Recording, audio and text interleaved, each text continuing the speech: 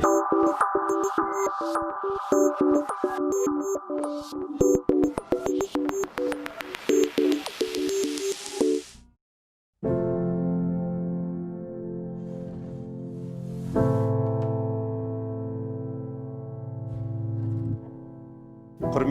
адалдықтың ақ жолына қадам басқан жалынды жастар.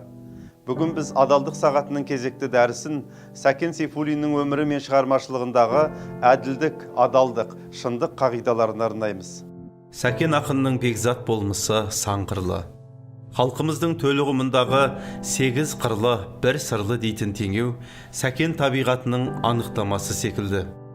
Кісілік келбеті, мемлекетшіл ұстанымы, қайраткерлік тұлғасы, халқына деген адалдығы, сұлулығы мен сыршылдығы, ұрпаққа деген қамқорлығы бүгінгі заман жастары үшін өнеге мектебі.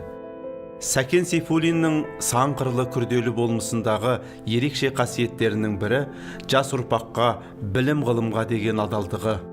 Сәкен халық комиссарлар кеңесінің төрағасы болған кезінде білім алушы жастарға алғаш рет шәкіртақы тағайындап, қазақ жастары әлемнің мықты оқу орындарында білім алуы тиіс деген идея көтерді. Сәкен Сейфуллин шындықтың адамы. Шындықты айта алмасақ, жазушы болып не керек? Адалын айт. Ақиқатты айтып өлсек арман бар ма? Бұл ұлтын сүйген ұланның азаматтық тұғырнамасы. Сәкен өмірінің соңғы сәтіне дейін осы сөзінен, осы сертінен танбай өтті. Шыншыл болу бала кезден қалыптасатын аса қымбат қасиеттердің бірі. Шындық рухани тазалықтың белгісі. Осы тұрғыда қазақтың ұлы жазушысы, ғұлама ғалым Мұхтар Әуезов Сәкен туралы, оның шыншылдығы, шын жүрек шыншылдығы, сондықтан оның жолы әр адамын санап басатын кісінің жолы емес, ылдиы бар, өрі бар, өмір жолы, ыстық қанды нағыз ақын жолы деп атап көрсеткен. Сейфуллин үшін оқу ағарту ісі қатардағы міндеттер ғана емес, өзекті мәселе болды. Сейфуллинді сол кезең жайлы, ағарту жұмыстарының деңгейі жайлы жазуға өмірдің өзі итермеледі. Ғылым таппай мақтанба, орын таппай баптанба деген абай ғибратын жалғастыра білген Сәкен атамыз қазақ ұлтының білім сапасының жоғарғы болғанын қалады. Енді бір 20 жылдың ішінде қазақ өнерлі халықтардың қатарына кіруі керек. Қазаққа оқу бұрын бір мәрте керек болса, енді 1000 мәрте керек. Оқусыз қазақтың болашағы күні қараңғы. Бұл Саңлақ Сәкеннің қазақ жастарына деген аманатының бірі болатын. Сәкеннің публицистикалық шығармаларының дені халық ағарту мәселесіне арналған. 1921-1925 жылдарда жазылған мақалаларының жалпы рухы, әсіресе аттарының өзі көп жайды аңғартады.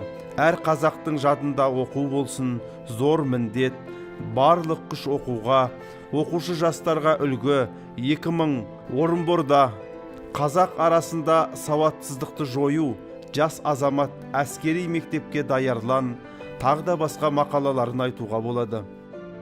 Сәкен Сейфуллин өзінің іс-әрекеті арқылы, жазған шығармалары арқылы отан алдында, ата-анаңның алдында, ұрпақ алдында адал болуға шақырды. Табиғат өзгеше боп туған едім, белімді жастан бекем буған едім, халықтың қорлық көрген туын ұстап, әділдік жолын іздеп қуған едім деп, ақынның өзі айтқандай, әділдік пен адалдықты ту еткен Сәкен тұлғасы ұлтқа үлгі, ұрпаққа өнеге. Ананы аялауды, бабаны ардақтауды, әкені құрметтеуді, үлкенге ізетті, кішіге мейірімді болуды өмірлік принципіне айналдырды.